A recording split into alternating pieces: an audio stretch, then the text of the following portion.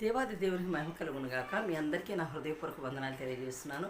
ప్రియమైన సహోదరి సహోదరులారా, నిన్నటి దినమున మనం ఒక వాక్యం నేర్చుకున్నాము. మన పాపములను మనం ఒప్పుకున్న ఎడల ఆయన నమ్మదగిన వాడును నీతిమంతుడు గనుక మరి ఆయన ఏం చేస్తాడు, మనం ప్రతి పాపము నుండి ప్రతి దౌర్భాగ్యం నుంచి కూడా మనల్ని రక్షించగల దేవుడై ఉన్నాడు కదా అని నేర్చుకున్నాం. మరి ఈ దినమును చూసినట్లయితే తిమోతికి రాసిన మొదటి పత్రిక మొదటి అధ్యాయము 15-16 వచనాల్లో గల దేవుని వాక్యాన్ని ఒకసారి మనము చెప్పుకుందాము.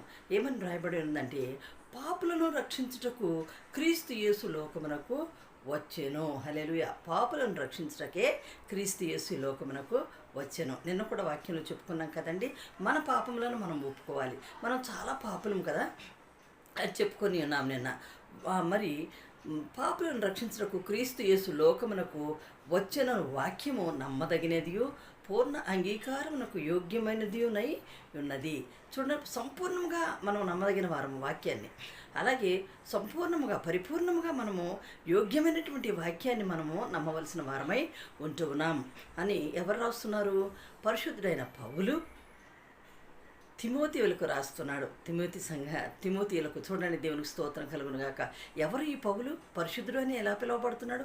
ఒకప్పుడు దూషకుడు, హింసకుడు, భయంకరమైన నరరూప రాక్షసులాగా ఊచకోత కోసినటువంటి వాడు ఈ సౌలు.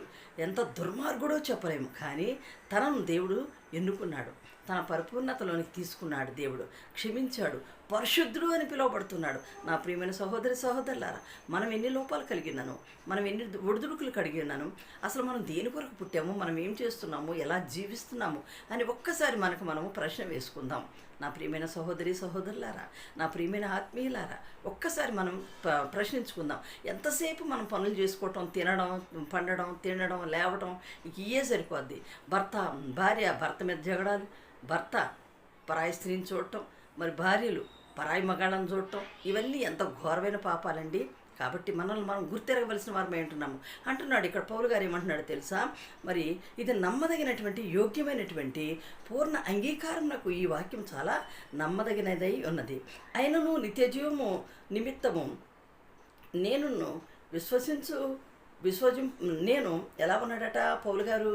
విశ్వసించబోవు వారికి నేను ఒక మాదిరిగా ఉన్నానంటున్నాడు. చూడండి, దేవునికి స్తోత్రం కలుగునుగాక. మరి ఆయన తన జీవితంలో అందరూ గుర్తెరిగినటువంటి పుస్తకం, జీవిత పుస్తకం పౌలు గారిది.